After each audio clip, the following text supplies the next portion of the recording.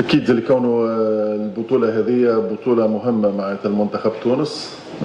بطولة شهدت نجاح كبير في الدورة الأولى متاعها.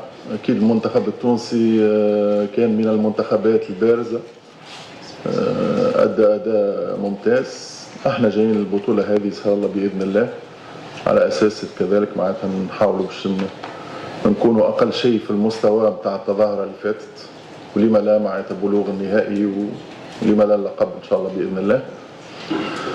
باش نلعبوا مع منتخب سوري، منتخب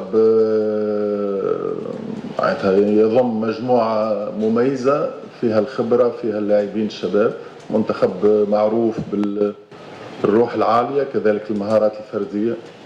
أكيد منتخب مميز، أكيد منتخب جيد.